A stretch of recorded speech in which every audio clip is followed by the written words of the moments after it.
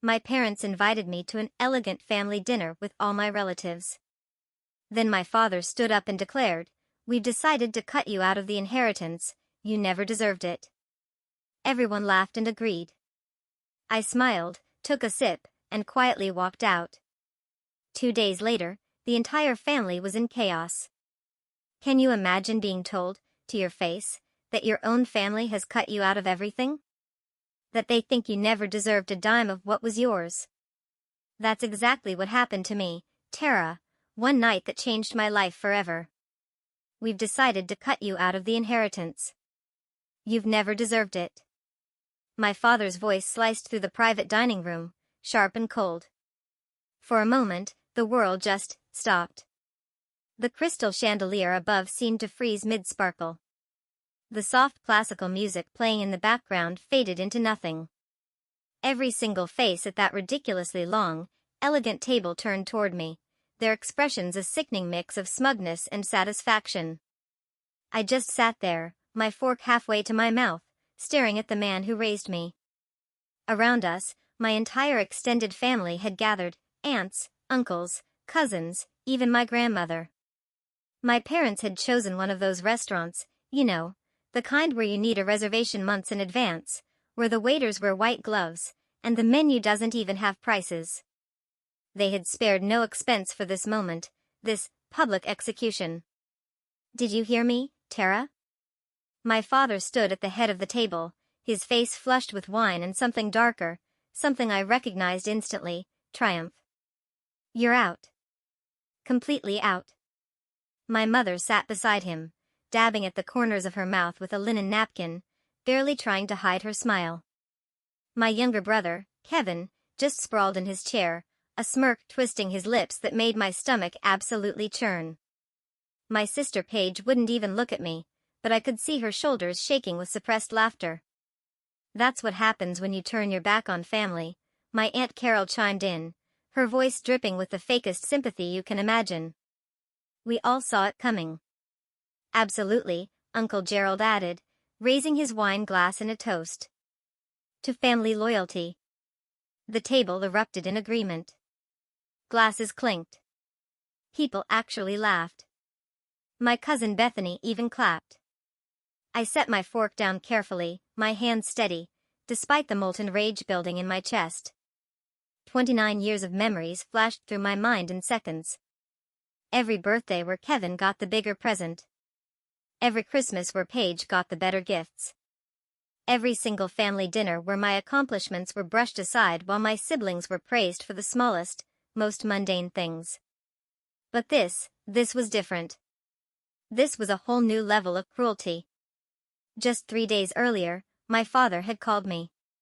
His voice warm and inviting for the first time in months. We're having a family dinner on Saturday. Very important. Everyone will be there. We'd really like you to come, Tara. It's been too long. I should have known better, right? I should have heard the trap in those words. But some stupid, hopeful part of me thought maybe, just maybe, they finally wanted to make things right. Instead, they wanted an audience for my humiliation. I looked around the table again, taking in every single face. My grandmother, who used to sneak me cookies when I was little, wouldn't meet my eyes.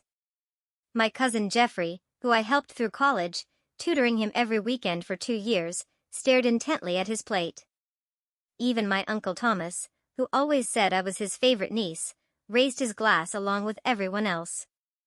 It was a united front against me. Nothing to say, Tara, my mother asked, her voice saccharine sweet, practically dripping with condescension. No tears? No begging? I picked up my wine glass, a very expensive Bordeaux, of course, that my father had insisted on ordering for everyone. I took a slow sip, letting the silence stretch, letting them wonder.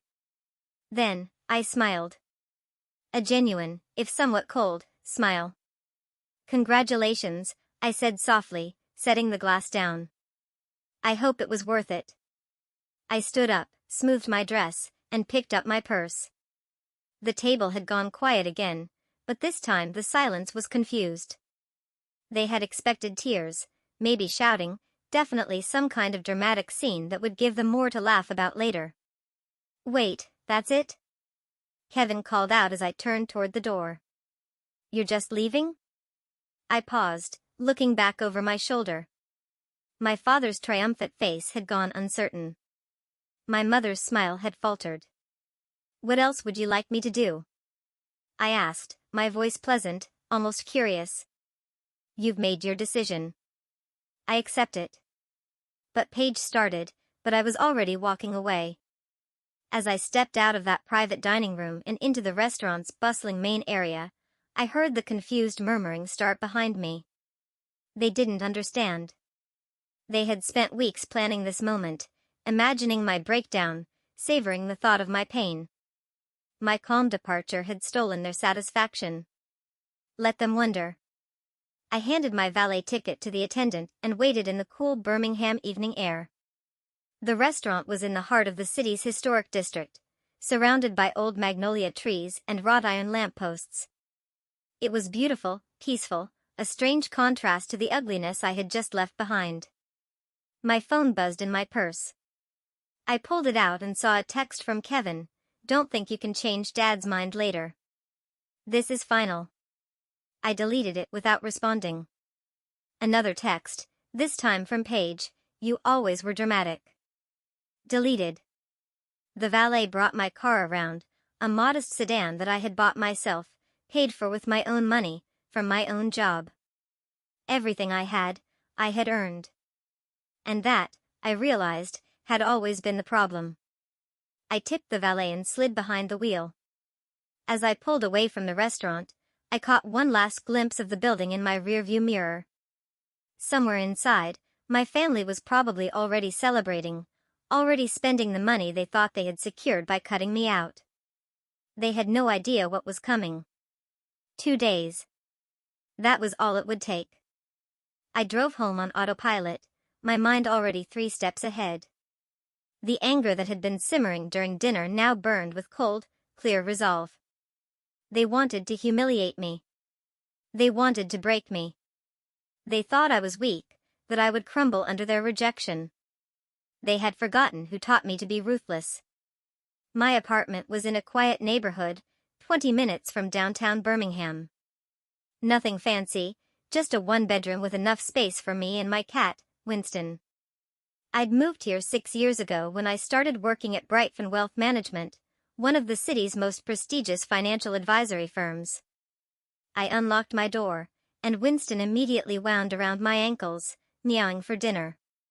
I fed him, poured myself a Real glass of wine, not the overpriced show-off bottle my father had ordered, and sat down at my kitchen table with my laptop. The truth was, I had been expecting something like this for months. My parents had been dropping hints, making comments about family values and loyalty and knowing your place. Kevin had been insufferable lately, constantly talking about his future, his plans, what he would do when the time came. Paige had started treating me like I was already a stranger.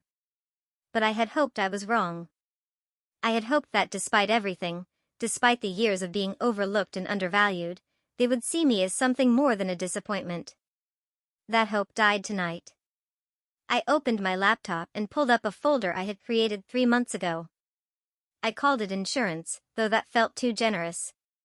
It was more like evidence, proof, a detailed record of every financial transaction my parents had made in the last 5 years.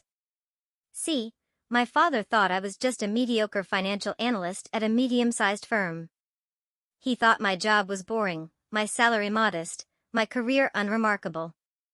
He loved to compare me to Kevin, who worked in tech, whatever that meant. As far as I could tell, he mostly played video games and called it user experience research.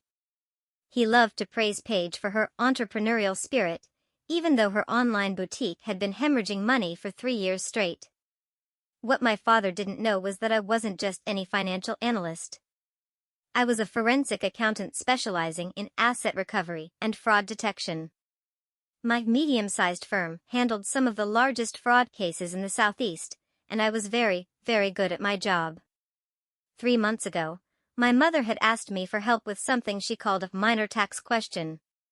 She had handed me a folder full of documents, trusting that I would do what she asked and nothing more.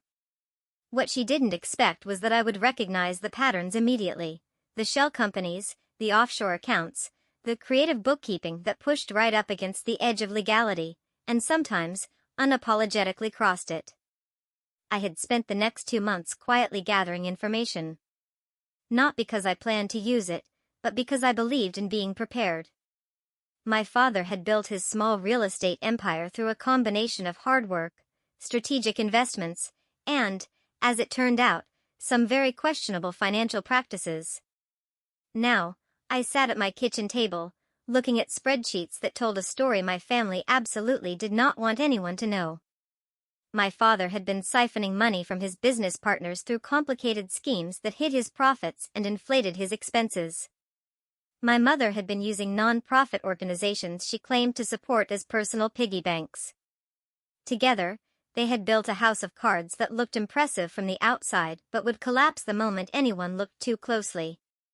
And I was going to make sure someone looked very, very closely indeed. My phone rang. I glanced at the screen and saw my grandmother's name. For a moment, I hesitated. She had been at that dinner. She had sat there and said nothing while they stripped away my inheritance, my dignity, my place in the family. But she was calling now. I answered. "Hello, Grandma." "Tara, honey." Her voice was thin, tired. "I wanted to apologize for tonight. That was cruel of your father. I should have spoken up. But you didn't." Silence. Then, "No, I didn't. I'm sorry." I closed my eyes. Part of me wanted to forgive her, wanted to believe she was different from the rest of them. But I had learned tonight that wanting something and getting it were very different things. Why did they do it? I asked. Why now? What did I do that was so terrible? My grandmother sighed. It wasn't about what you did, sweetheart. It was about what you didn't do. You didn't need them. You didn't come begging for money or help or approval. You built your own life. And that scared them. Your father likes to be needed. He likes to be important. You made him feel irrelevant. So he cut me out of the inheritance. The inheritance that was never really yours to lose, she said softly. Tara, there's something you should know. Your father has been having financial troubles for the past year. Big troubles. The inheritance you think exists? Most of it is already gone. Tonight was theater. He wanted to hurt you before you found out there was nothing left to inherit anyway. My hand tightened on the phone. Are you sure? I'm old, not stupid. I know what I see. After we hung up, I sat in the dark kitchen, processing this new information. My father was broke. The great inheritance he had dangled over our heads our entire lives was a fiction, and he had gathered the whole family together to humiliate me before the truth came out. I smiled in the darkness. This was going to be even better than I thought.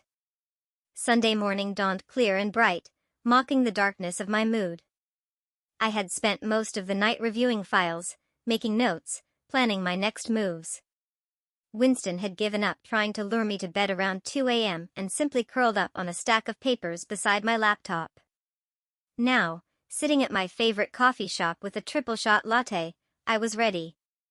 I pulled out my phone and composed a message to someone I had worked with on a major fraud case 6 months ago. Timothy was an investigative journalist for the Birmingham Tribune who specialized in financial crimes and corruption.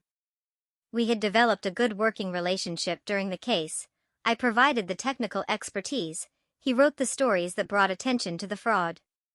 Hey Timothy, I typed. Remember when you said you owed me a favor? I might have a story for you. Interested? His response came back in less than a minute. Always. What are we talking about? Local real estate developer, possible fraud, embezzlement, tax evasion, multiple victims. Want to meet? When and where? We arranged to meet Tuesday morning at his office. That gave me one more day to organize everything, to make sure my case was airtight. I couldn't afford any mistakes. This had to be perfect. I spent the rest of Sunday digging deeper into my father's financial records. The more I looked, the worse it got. He had borrowed money from business partners and never paid it back. He had taken out loans using properties he didn't fully own as collateral. He had created fake companies to hide income and inflate expenses. Every transaction left a paper trail, and every trail led back to my father. My mother was complicit, of course. She had signed documents, opened accounts, moved money around. They had built this empire of deception together, and they would fall together, too. Monday morning, I went to work as usual. My boss, Patricia, noticed I was more focused than usual. "Big case?" she asked, stopping by my desk with her own coffee. "Personal project," I said. "But yes, big." She studied me for a moment. Patricia was in her 50s, sharp as a tack, and could read people better than anyone I knew. "Does this personal project involve the family dinner you mentioned Friday?" I had told her I was dreading a family event. I hadn't told her why. "It might," I admitted. She nodded slowly. "If you need anything, resources, time, advice, you let me know. Family can be complicated." "Family can be toxic," I corrected. "But thank you, I will." I worked through lunch, barely noticing the hours passing. By the time 5 p.m. rolled around, I had compiled everything I needed for Timothy. Bank statements showing suspicious transfers, property records revealing fraudulent deals, email chains between my father and his business partners that proved he knew exactly what he was doing, contract agreements with forged signatures, tax returns that didn't match actual income. It was enough to send someone to prison. That evening, Kevin called. I let it go to voicemail. He called again. I ignored it again. On the third call, I finally answered. "What do you want, Kevin?" "Jesus, took you long enough." "Look, Dad wants to talk to you." "I have nothing to say to Dad." "Come on, Tara. Don't be dramatic. He's willing to reconsider if you apologize." I actually laughed. Apologize for what? For embarrassing the family on Saturday. For leaving like that. For making a scene. I didn't make a scene. I left quietly. Exactly. You left. You embarrassed Dad in front of everyone. He spent a lot of money on that dinner. He spent a lot of money to humiliate me, I corrected. But I appreciate the call. Tell Dad I said no thanks on the reconsideration. You're making a mistake, Kevin warned. You don't want to be on the wrong side of this family. I'm pretty sure I'm on the only right side, I said, and hung up. 10 minutes later, Paige texted, "Kevin said you were rude to him. Why do you have to make everything so difficult?" I didn't respond. Another text from my mother, "Your father is very disappointed. You always were ungrateful." Delete. Uncle Gerald, your parents only wanted what's best for the family. I hope you'll reconsider your attitude. Delete. Aunt Carol, such a shame to see you throw away your family like this. Pride comes before a fall, Tara. I stared at that last message for a long moment. Pride comes before a fall. She had no idea how right she was, just wrong about who would be falling. Tuesday morning, I met Timothy at his office downtown. The Tribune's building was an old converted warehouse with exposed brick and industrial windows. His office was on the third floor, a cluttered space filled with stacks of papers, coffee cups, and the faint smell of printer ink. "You look tired," he observed as I sat down. "Long weekend," I said, "but worth it." I laid out everything I had brought, documents, spreadsheets, timelines, evidence. Timothy's eyes grew wider with each page I showed him. "Holy hell," he breathed. "This is massive. How long has this been going on?" "At least 5 years, probably longer. I only have access to the last 5 years of records." "And the victims?" multiple business partners who lost money, non-profit organizations that got donations they never received, investors who bought into projects that don't exist. The list goes on. Timothy leaned back in his chair, running his hands through his hair. This could take down more than just your father. This could expose an entire network of corruption in Birmingham's real estate sector. I know, I said quietly. He looked at me carefully. These are your parents, Tara. Are you sure you want to do this? I thought about Saturday night. The laughter, the mocking, the way they had all looked at me like I was nothing, like I had never mattered. I'm sure, I said. Okay. Timothy nodded. Give me 3 days. I need to verify some of this independently, talk to sources, build the story properly. Can you wait 3 days? I smiled. I've waited 29 years. 3 more days won't kill me. Wednesday morning started like any other day, except for the nervous energy buzzing under my skin. Timothy had my information. The investigation was underway. All I had to do was wait and act normal. Acting normal proved harder than I expected. At work, I kept checking my phone, expecting updates from Timothy. None came. He was being thorough, which I appreciated, but the waiting was torture. Every hour felt like a week. Around 10 a.m., my desk phone rang. Internal call. I picked up. Tara, could you come to my office? Patricia's voice was serious. We need to talk. My stomach dropped. Had someone found out what I was doing? Had my family somehow gotten wind of my plans? I walked to Patricia's office, my mind racing through possibilities. She was sitting behind her desk, her expression unreadable. Close the door and sit down, she said. I did. She folded her hands on her desk. I had an interesting conversation this morning with a potential client. He called asking about you specifically. Wanted to know if you were available for a private consultation on some financial matters. Who was it? He didn't give his real name, but the number traced back to your father's business. My blood ran through my veins. He's checking up on me. That would be my guess. He asked about your qualifications, your specialty, your recent cases. I told him you were one of our best forensic accountants, and that if he wanted to hire you, he'd need to go through proper channels and fill out our intake paperwork. What did he say? He hung up.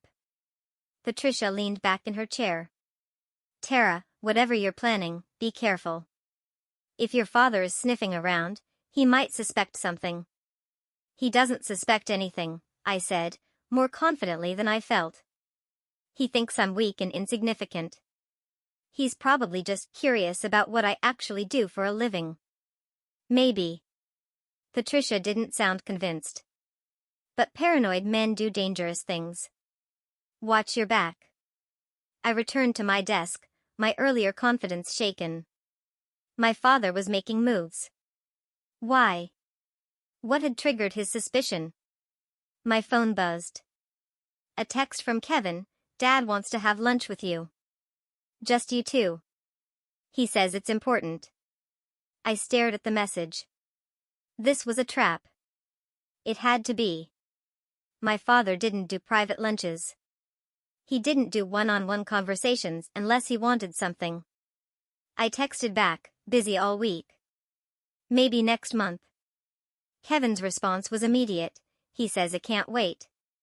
Tomorrow at noon, the Summit Club. He'll be waiting. The Summit Club was my father's favorite restaurant. The place where he conducted business and impressed clients. It was expensive, exclusive, and exactly the kind of place where he felt powerful.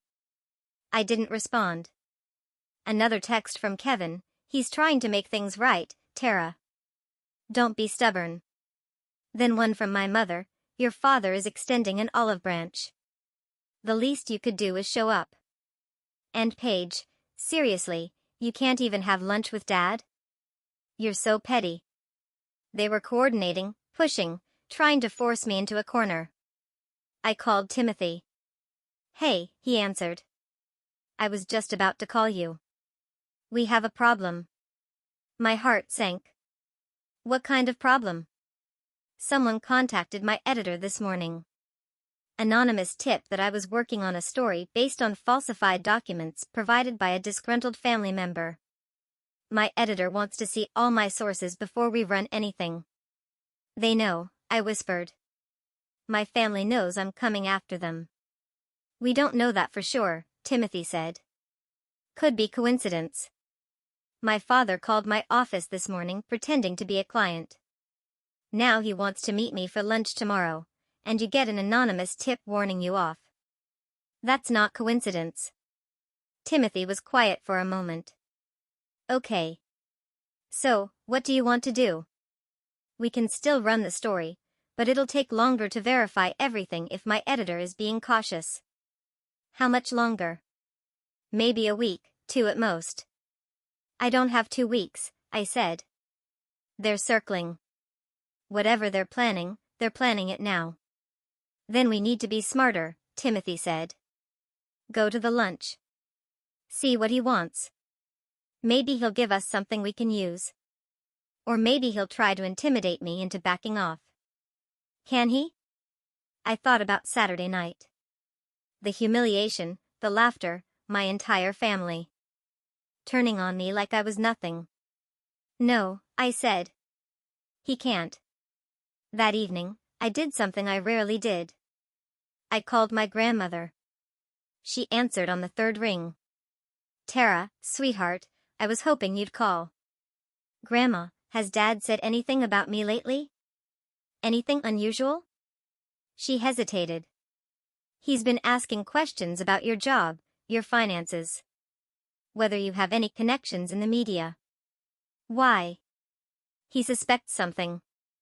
Suspects what? I couldn't tell her the truth. Not yet. Just that I'm not as broken as he hoped I'd be. Tara, what are you doing? What I should have done years ago, I said, standing up for myself. Be careful, she warned. Your father doesn't like being challenged.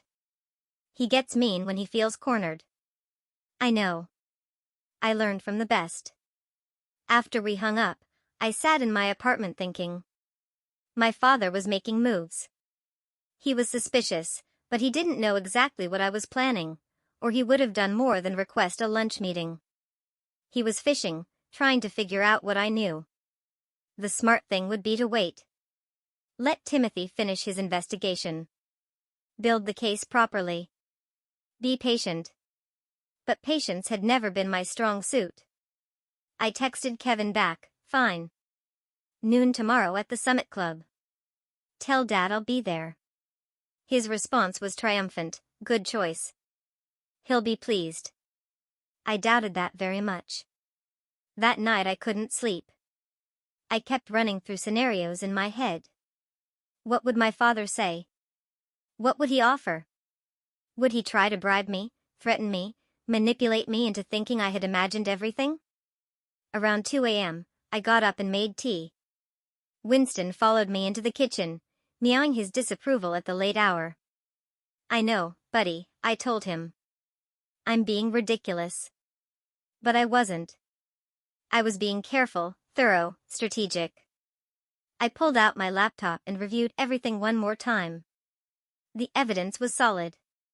The paper trail was clear. Even if my father suspected something, he couldn't erase what he'd already done.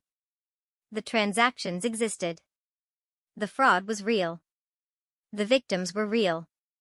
Tomorrow, I would sit across from my father and listen to whatever story he wanted to tell. I would smile and nod and let him think he was winning. And then, I would watch his world burn. Thursday morning arrived too fast. I dressed carefully, professional, but not intimidating, confident, but not aggressive. I wanted my father to see me as the daughter he thought he knew, not the woman who was about to destroy him. The Summit Club was in downtown Birmingham, on the top floor of one of the city's oldest buildings. I arrived exactly at noon and gave my name to the hostess. Mr. Anderson is already here, she said. Right this way. My father sat at a corner table with a view of the city. He stood as I approached, smiling like nothing had happened on Saturday night. Tara, sweetheart, thank you for coming. I sat down without hugging him. What do you want, Dad? His smile faltered slightly. Can't a father want to have lunch with his daughter? Not this father. Not this daughter. Not anymore. He sighed and sat down. I suppose I deserve that. Saturday night was harsh. Your mother and I have been talking, and we think we were too hasty. Too hasty in cutting me out of the inheritance, or too hasty in humiliating me in front of the entire family? Both, he admitted. We let emotion get the better of us. A waiter appeared with water and menus. My father ordered a scotch. I ordered nothing. You're not eating? He asked after the waiter left. I'm not staying long. Say what you need to say. He studied me across the table, and I saw something flicker in his eyes, confusion, maybe concern. This wasn't going how he had planned. Tara, I want to make things right between us. The inheritance situation was a mistake. We're willing to reconsider. Willing to reconsider, I repeated. How generous. Don't be sarcastic. I'm trying to fix this. Why now?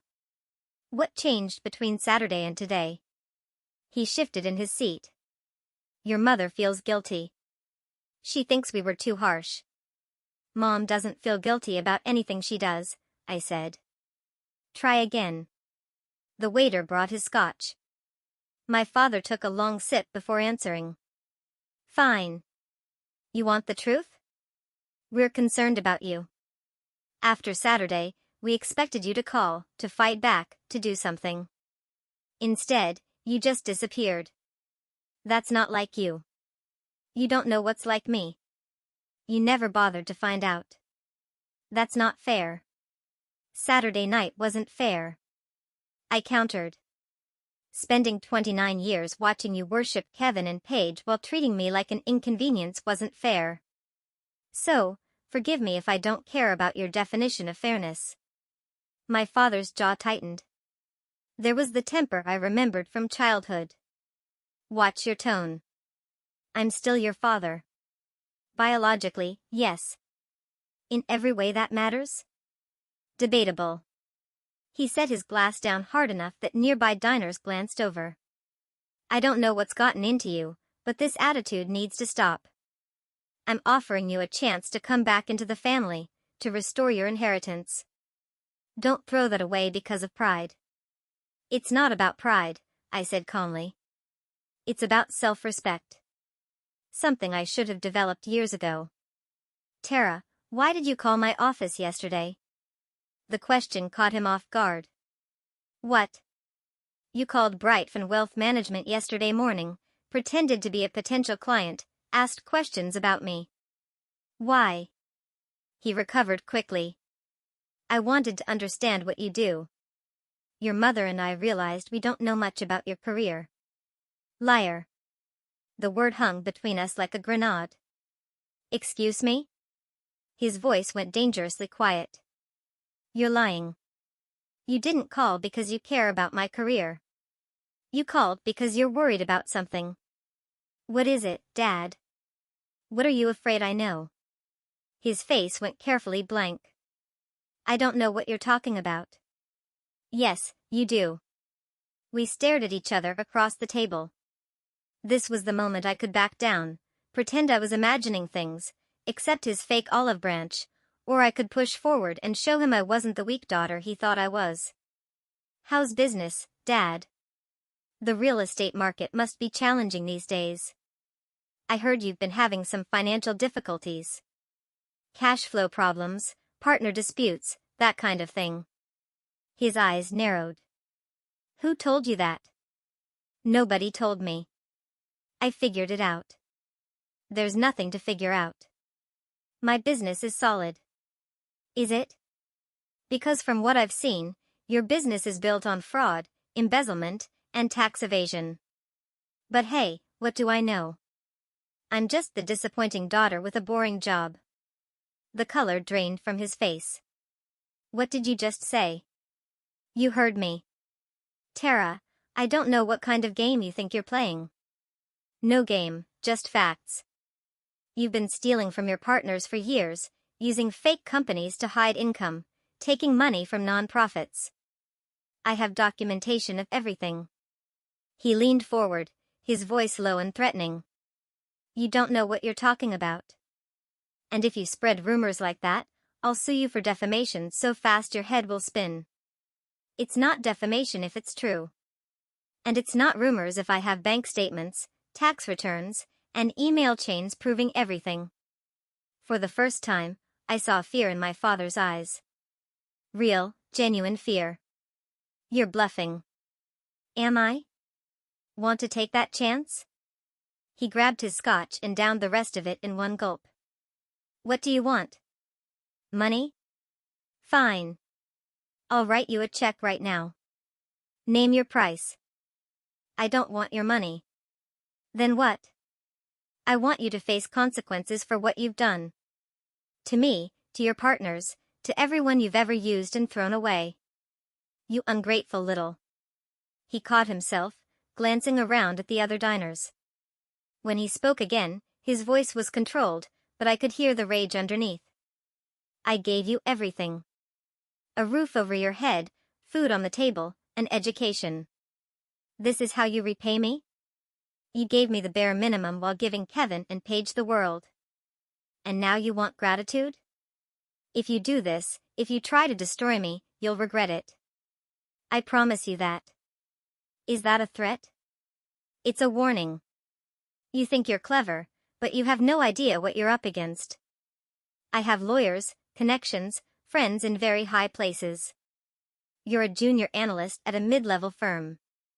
You can't win this fight. I stood up, slinging my purse over my shoulder. We'll see about that. Tara, sit down. We're not finished. Yes, we are. I walked away, my heart pounding so hard I thought it might burst out of my chest. Behind me, I heard my father calling my name, then swearing quietly. Good. Let him be scared. Let him wonder what I was planning. I made it to my car before my hands started shaking. I gripped the steering wheel, taking deep breaths, trying to calm down. That had been more intense than I expected. My father was scared, which meant he would fight back. This was about to get ugly. My phone rang. Timothy, tell me you have good news, I said. Mixed news. My editor approved the story, but he wants to hold it until we have comments from all parties involved. That means we need to contact your father for his side of the story before we publish. When? Tomorrow morning. I'll email him a list of questions and give him 48 hours to respond. He's not going to respond. He's going to lawyer up and try to kill the story. Probably. But ethically, I have to give him the chance. I closed my eyes. Okay, do it. And Timothy, be ready. When this breaks, it's going to get messy. I know. Are you ready? I thought about the lunch I just had. The look on my father's face when I confronted him. The way he had tried to threaten me, bribe me, intimidate me. Yeah, I said. I'm ready. That afternoon, everything changed. I was back at my desk, trying to focus on work, when Patricia appeared beside me again. Conference room now. Bring your phone. Something in her voice made me move fast. I followed her to the conference room where 3 other senior partners were already waiting. Sit down, Tara, Patricia said. I sat. We received a call this afternoon from a law firm representing someone named Howard Anderson. They're threatening to sue our firm for defamation, harassment, and corporate espionage. They claim you've been stealing confidential information and spreading false allegations about their client. My father had made his first move. The conference room felt smaller suddenly, the air thick with tension. 4 senior partners stared at me, waiting for an explanation. Who is Howard Anderson? Asked Gerald, one of the founding partners. My father, I said quietly. The room went silent. Your father is threatening to sue us because of something you did? Gerald's voice rose. Would you care to explain? I took a deep breath. This was it. The moment where I either defended myself or let my father intimidate me into silence. 3 months ago, my mother asked me for help with what she called a tax question. She gave me documents from my father's business. When I reviewed them, I noticed patterns consistent with financial fraud. I documented what I found. And then what? Patricia asked. I gave the information to an investigative journalist. He's been verifying it independently. Tomorrow, he's going to contact my father for comment before publishing a story. Gerald looked like he might have a stroke. You used company resources to investigate your own father? No. I used my personal time and my own computer. The only company resource I used was my professional expertise, which I'm entitled to apply to any situation. That's a technicality. Another partner, Susan, interjected. You're employed by this firm. Any work you do reflects on us. The work I did uncovered legitimate fraud that victimizes multiple people and organizations. Isn't that exactly what we do here? Not when it involves our employees' family members.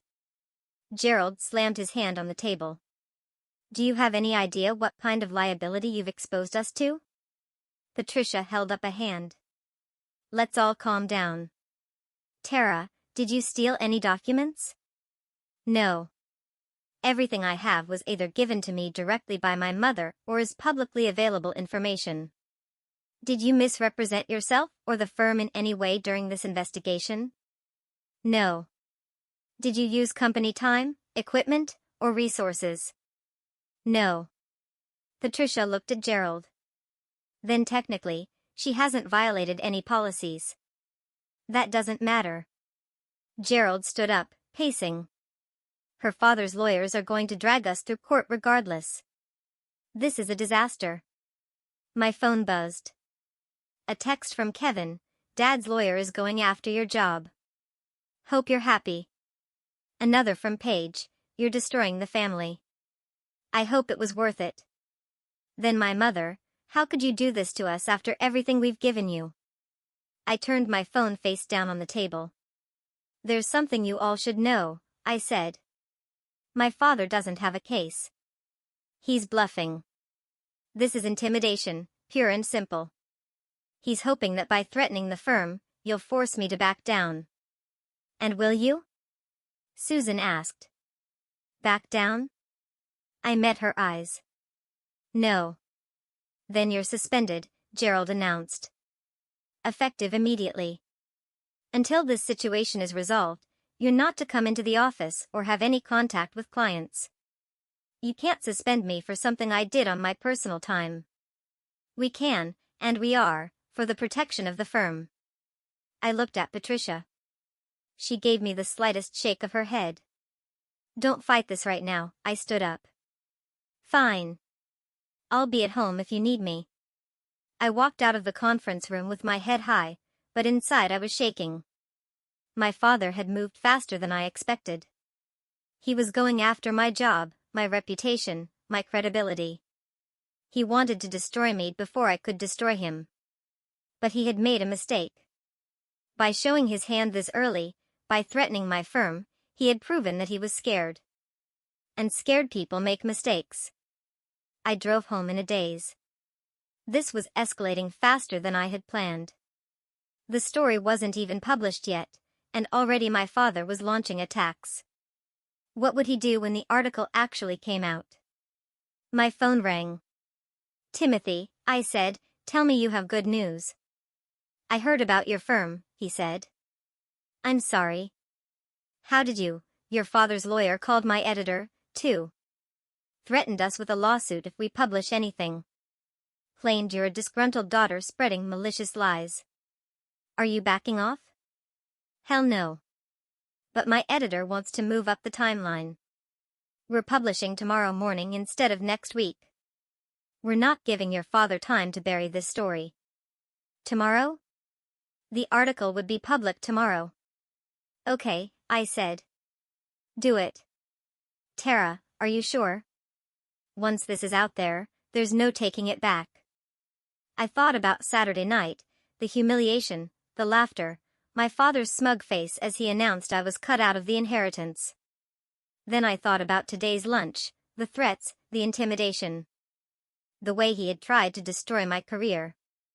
I'm sure. All right. The article goes live at 6 a.m. I'll send you a link when it's up. After we hung up, I sat in my car in my apartment parking lot. Tomorrow morning, my father's world would start to crumble. By noon, everyone in Birmingham would know what he had done.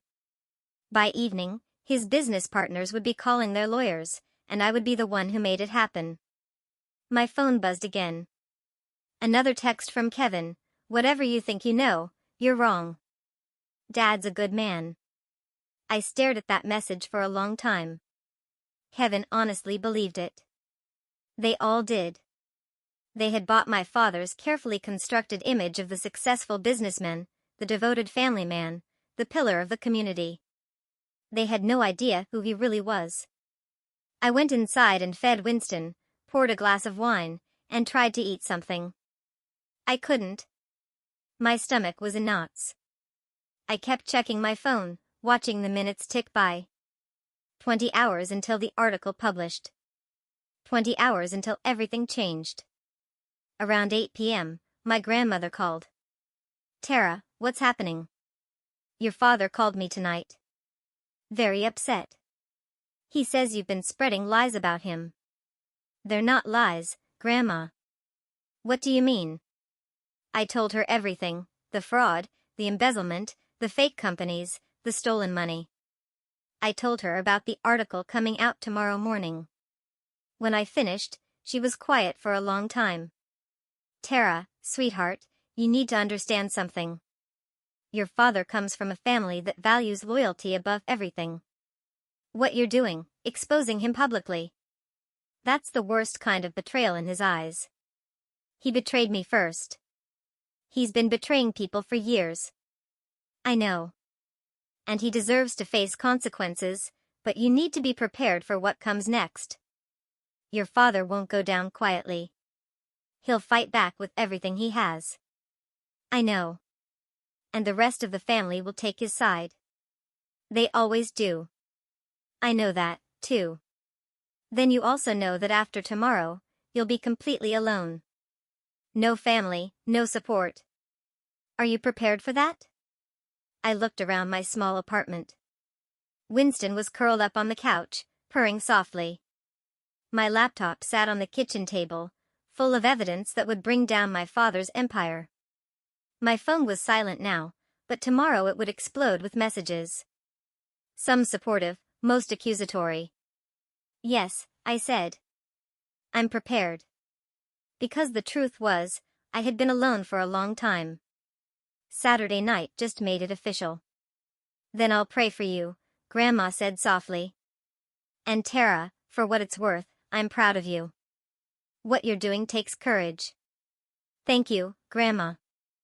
After we hung up, I sat in the darkness of my apartment, waiting for morning, waiting for the article, waiting for everything to fall apart. I didn't sleep that night. Just watched the hours pass. My laptop open, refreshing Timothy's website every few minutes, even though I knew the article wouldn't post until 6 a.m. At 5:45, I made coffee. At 5:50, I opened my email. At 5:55, I started refreshing the Tribune's website every 30 seconds. At exactly 6 a.m., Timothy's article went live. The headline read, Local real estate developer Howard Anderson accused of fraud, embezzlement, and tax evasion. I clicked the link and started reading. Timothy had done his job well. Every allegation was carefully documented. Every claim backed by evidence. He had interviewed several of my father's former business partners who confirmed the fraud. He had obtained independent verification of the fake companies and hidden accounts. It was perfect. Damning. Undeniable. My phone started ringing immediately. I turned it off. This was it, the point of no return. By 7 a.m., my phone had accumulated 43 missed calls and over 100 text messages. I turned it back on just long enough to see who was trying to reach me. Kevin, 17 calls, 12 texts, all variations of how could you, and you've destroyed everything. Paige, 9 calls, 23 texts, increasingly hysterical. The last one read, Dad's crying. Are you happy now? My mother, 8 calls, no texts. She preferred to deliver her venom verbally. Various aunts, uncles, and cousins, too many to count. All saying roughly the same thing. I was a traitor, a liar, a disgrace to the family name. Only one message stood out, from my grandmother. The truth always comes out eventually. Stay strong. I made myself breakfast, eggs and toast that I barely tasted, and opened my laptop. The Tribune's website had exploded. Timothy's article had been shared thousands of times. The comment section was a war zone, split between people defending my father and people demanding his arrest. Local news channels had picked up the story. I watched one broadcast on my laptop, seeing my father's business headquarters surrounded by reporters. The anchor spoke in serious tones about allegations of fraud and the ongoing investigation. My doorbell rang. I looked through the peephole and saw Kevin standing outside, his face red with rage. Paige stood beside him, arms crossed. I didn't open the door. Kevin pounded on it. Tara, open up. We know you're in there. Go away. I called through the door. Not until you explain yourself. Paige yelled. How could you do this to Dad? To all of us? Everything in that article is true. You know it is. It doesn't matter if it's true. Kevin shouted. You don't air your family's dirty laundry in public. You don't destroy your own father. He destroyed himself. I just documented it. More pounding. Open this door right now, Tara, or I swear, or what? I yelled back. You'll cut me out of the inheritance? Too late. You'll humiliate me in front of the family? Already done. Face it, Kevin. You have no power over me anymore. The pounding stopped. I heard low, furious voices conferring. Then Paige spoke, her voice dripping with false sweetness. Tara, please, let's talk about this like adults. Dad wants to work this out. He's willing to forgive you if you'll just publicly retract everything. I almost laughed. Tell Dad that's not happening. You're making a huge mistake, Kevin warned. Dad's lawyer is already preparing a defamation suit. You're going to lose everything. Your job, your reputation, your credibility. Is revenge really worth that? This isn't revenge. It's justice. Call it whatever you want. You're still going to regret this. They left eventually, but not before Kevin kicked my door hard enough to leave a scuff mark. I watched through the peephole as they got into Kevin's car and drove away, probably heading straight to my parents' house to report back. My phone rang. Patricia. Hello, Tara. Tara. Have you seen the article? Yes. It's causing quite a stir. I've had 3 calls this morning from reporters asking about you, about whether the firm knew about your investigation. What did you tell them? That you acted independently and that we can't comment on ongoing matters. But Tara, this changes things. The evidence you gathered? It's legitimate. Gerald and the other partners are reviewing everything, and it looks like your father's threats were empty. He can't sue us for defamation when everything is true. Does that mean I'm not suspended anymore? Patricia paused. The partners are meeting this afternoon. I'll call you after. But between you and me, I think they're going to reinstate you. What you uncovered is massive. This is exactly the kind of case we built our reputation on. After we hung up, I let myself feel a small moment of relief. My job was safe. My career would survive. But the real battle was just beginning. At 10 a.m., my phone rang with a number I didn't recognize. Against my better judgment, I answered. Tara, my father's voice was rough and tired. We need to talk. We have nothing to talk about. Please, just 5 minutes. That's all I'm asking. Something in his tone made me pause. He sounded defeated, broken, nothing like the confident, threatening man from yesterday's lunch. 5 minutes, I said. Thank you. I want you to know that I never meant for things to get this bad between us. Saturday night was a mistake. The lunch yesterday was a mistake. I was scared and angry, and I lashed out. You've been lashing out at me for 29 years. I know. And I'm sorry, but this article, this public humiliation, this goes too far. You're destroying more than just me. You're destroying the whole family. The family destroyed itself when everyone chose to laugh at me instead of standing up for me. Tara, I'm begging you. Call the reporter. Tell him you were mistaken. Tell him you acted out of anger after Saturday night. We can say you misunderstood some documents, that you didn't have the full picture. My lawyers can work with their lawyers, and we can make this go away. No. Why not? What do you gain from this? You've already made your point. You've shown everyone that you're not someone to be pushed around. You've won. Now let it go. I haven't won anything yet. You're still free. You still have your business. You haven't faced any real consequences. The article is consequence enough.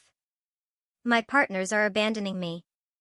My clients are demanding their money back. The bank is calling in my loans. I'm finished, Tara.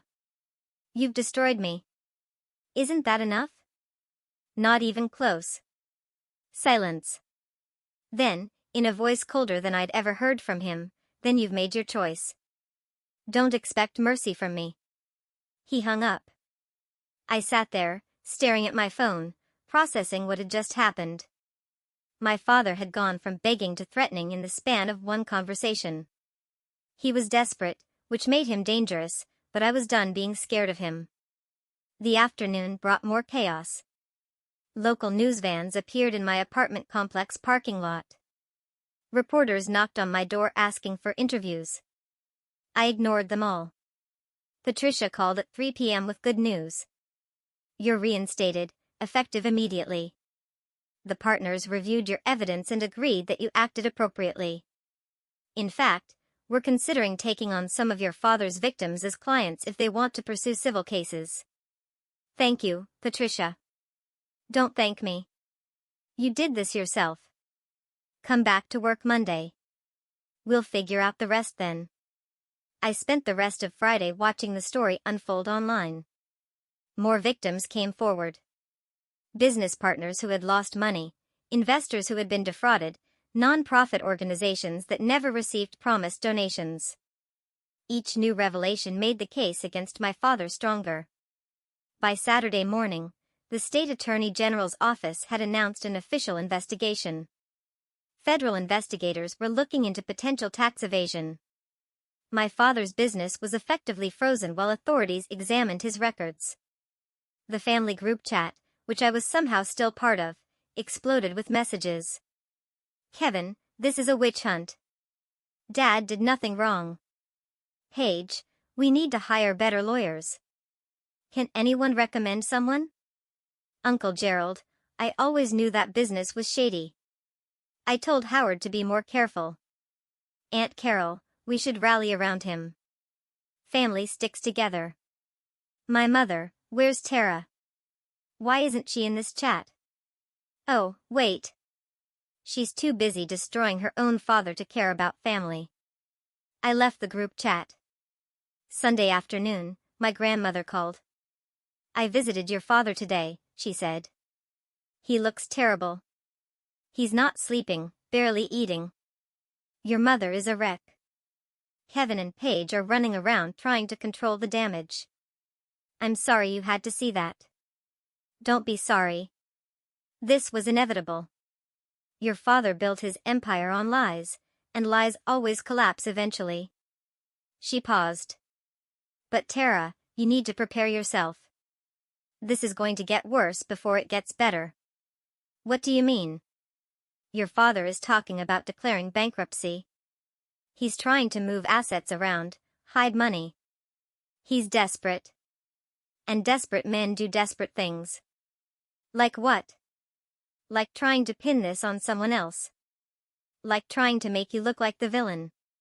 He's already telling people you've fabricated evidence, that you're mentally unstable, that you've always been jealous of him. He's building a narrative where he's the victim and you're the villain. Let him. The evidence speaks for itself. I know. I just wanted you to be ready. Monday morning, I returned to work. My colleagues greeted me with a mixture of curiosity and respect. Some congratulated me on the investigation. Others avoided eye contact, uncomfortable with the family drama. Patricia called me into her office mid-morning. We have 3 new clients, she said. All victims of your father's schemes. They want you specifically to work on their cases. Me? You're the expert on his financial crimes. You know his methods better than anyone. Are you comfortable with that? I thought about it. Taking on my father's victims as clients meant I would be directly involved in his downfall. It meant more confrontations, more stress, more family drama. Yes, I said. I'm comfortable with it. The first client was a man named Thomas, who had invested $200,000 in one of my father's fake real estate developments. The second was a woman named Jennifer, whose nonprofit had lost $50,000 in promised donations that never materialized. The third was a couple, Robert and Claire, who had been business partners with my father for 10 years before discovering he had been siphoning money from their joint ventures. I met with each of them, documented their cases, and began building lawsuits. Each conversation revealed more layers of my father's deception. Each story showed another life he had damaged in his pursuit of wealth and status. By Wednesday, my father's lawyer had filed motions to freeze all investigations, claiming prosecutorial misconduct and bias. The motions were denied. By Thursday, 2 of my father's business partners had filed criminal complaints. The state attorney general announced that formal charges were forthcoming. By Friday, exactly 1 week after the article published, my father was arrested. I was at work when I got the news. Timothy sent me a text with a link to a video. I clicked it and saw my father in handcuffs, being led out of his office by federal agents. Reporters swarmed around him, shouting questions. His lawyer tried to shield him from cameras. My father looked directly at one camera, his face twisted with rage and humiliation. I felt nothing. No satisfaction, no guilt, no triumph. Just a cold, empty certainty that justice was finally being served. My phone exploded with messages. Kevin, I hope you're proud of yourself. Paige, you did this. This is your fault. My mother, you've destroyed your father. I will never forgive you. Various relatives, accusations, insults, disownments. And then, one message from my grandmother, he made his choices. You made yours. I'm proud of you for standing up for what's right. That night, I went home and finally allowed myself to feel the anger, the hurt, the years of being overlooked and undervalued, the humiliation of Saturday night 2 weeks ago, the fear during the confrontation at lunch, the stress of watching everything unfold. I cried for an hour. Winston curled up beside me, purring. When I was done crying, I felt lighter, cleaner, free. My father was facing justice. His victims would get their day in court. And I had proven to myself that I was stronger than anyone, including me, had realized. The trial began 3 months later. By then, the case against my father had grown to include 18 counts of fraud, 12 counts of embezzlement, and 7 counts of tax evasion. His business had collapsed completely. His assets had been frozen. His reputation was destroyed. I attended every day of the trial, sitting in the back of the courtroom. My father never looked at me. My mother, Kevin, and Paige sat on the opposite side, their faces masks of anger and grief. The prosecution called me as a witness on day 4. I walked to the stand, placed my hand on the Bible, and swore to tell the truth. The prosecutor was a woman named Catherine, sharp and thorough. Miss Anderson, can you explain how you first discovered your father's fraudulent activities? I walked the court through everything: the documents my mother had given me, the patterns I noticed, the investigation I conducted. I explained each piece of evidence calmly and professionally. My father's lawyer tried to discredit me during cross-examination. Isn't it true that you were angry with your father? Yes. And isn't it true that you wanted revenge? I wanted justice, but you admit you were motivated by anger. I was motivated by the truth. My anger was justified, but it didn't change the facts. The fraud happened whether I was angry about it or not. The lawyer tried different angles, but I had prepared for this. Every question, every attempt to paint me as a vengeful daughter, I deflected with facts and evidence. When I stepped down from the stand, I felt my father's eyes on me for the first time. I looked directly at him. He looked old, suddenly diminished. All the power and confidence that had defined him was gone. The trial lasted 6 weeks. The jury deliberated for 2 days. Guilty on all counts. I was at work when the verdict came in. Patricia called me into her office and we watched the news conference together. The prosecutor stood outside the courthouse, flanked by several of my father's victims, announcing the conviction. Justice has been served today, Catherine said. Howard Anderson used his position and reputation to defraud dozens of people over many years. Thanks to the courage of whistleblowers and victims who came forward, he will now face the consequences of his actions. Sentencing was scheduled for 3 weeks later. In the meantime, my life continued to shift. My clients, the victims I had helped, expressed their gratitude. Some sent flowers, others wrote letters. One couple invited me to dinner and spent the evening thanking me for giving them a chance at justice. My firm promoted me to senior forensic accountant, with a significant raise and expanded responsibilities. Patricia told me I had a bright future ahead of me. You did something extraordinary, she said. Not many people have the courage to stand up to family, especially when that family has power and resources. You should be proud. I was proud, but I was also exhausted. The sentencing hearing was held on a Tuesday morning in November. The courtroom was packed. My father's victims filled the gallery, along with reporters and curious onlookers.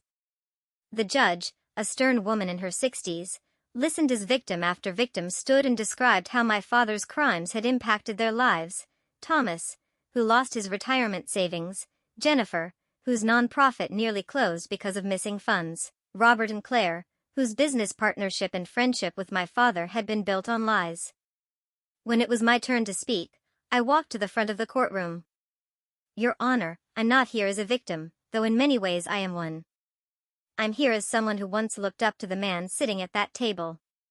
Someone who wanted nothing more than his approval and love. For years, I tried to earn it by being perfect, by achieving success, by making him proud. It never worked. And when I finally stood up for myself, when I refused to be silent about his crimes, he tried to destroy me. I looked at my father. He was staring at the table, refusing to meet my eyes. But he didn't destroy me. Instead, I found my own strength. I learned that real family isn't about blood or obligation. It's about respect, support, and love. The people who matter most aren't the ones who share your last name. They're the ones who stand beside you when everything falls apart. I returned to my seat. The judge thanked me and took a recess to consider sentencing. When she returned, her voice was firm. Mr. Anderson, you have been convicted of serious crimes that harmed numerous individuals and organizations. You used your position of trust to manipulate and deceive. You showed no remorse, even when confronted with overwhelming evidence. Therefore, I sentence you to 15 years in federal prison, to be followed by 5 years of supervised release. You will also pay full restitution to all identified victims. My father's shoulders sagged. My mother sobbed. Kevin and Paige looked stunned. I felt nothing but relief. In the months that followed, my family's downfall continued. My mother filed for divorce, trying to salvage what little money remained after restitution payments. Kevin lost his job when his employer discovered his connection to the scandal. Paige's boutique finally collapsed under the weight of debt she could no longer hide. My father began serving his sentence at a federal prison in Alabama. I received one letter from him, asking for forgiveness and understanding. I never responded. Kevin and Paige both tried to reconnect with me at different times, claiming they understood now that I had been right. I politely declined. Some bridges, once burned, should stay that way. My mother sent occasional messages through my grandmother, usually complaints about how difficult her life had become. I felt no sympathy. She had enabled my father for decades and had participated in humiliating me. She had made her choices. Only my grandmother remained a constant presence in my life. We met for lunch once a month, and she never mentioned my father unless I asked. You did what needed to be done, she told me more than once. The rest of them will have to learn to live with the consequences of their own choices. I sat in my new apartment, a bigger place in a better neighborhood that I could finally afford with my promotion, watching the sunset through floor-to-ceiling windows. Winston lounged on the couch beside me, purring contentedly. My phone buzzed with a message from Timothy, anniversary dinner next week. 1 year since the article that changed everything. I smiled and typed back, I'll be there. 1 year. It felt like a lifetime and a moment all at once. I had lost a family but gained something more valuable, self-respect, independence, and the knowledge that I could survive anything. Standing up for what was right had cost me more than I could have imagined that night at the family dinner. But it had also given me something priceless, the freedom to build a life on my own terms, surrounded by people who actually valued me. As I looked out at the Birmingham skyline, I thought about that moment, weeks after the article published, when my father was led away in handcuffs. I had felt empty then, uncertain if the price of justice was too high. Now, a year later, I knew the answer. Some revenge isn't about destruction. It's about liberation. It's about refusing to be silenced. Refusing to accept injustice. Refusing to let the people who hurt you continue hurting others. My father had taught me to be ruthless. He just never expected me to use those lessons against him. And that was his biggest mistake. So, what do you think? Was my choice to expose my family justified, or did I go too far? Have you ever faced a moment where you had to choose between loyalty and your own sense of right and wrong? I'd really love to hear your thoughts in the comments below.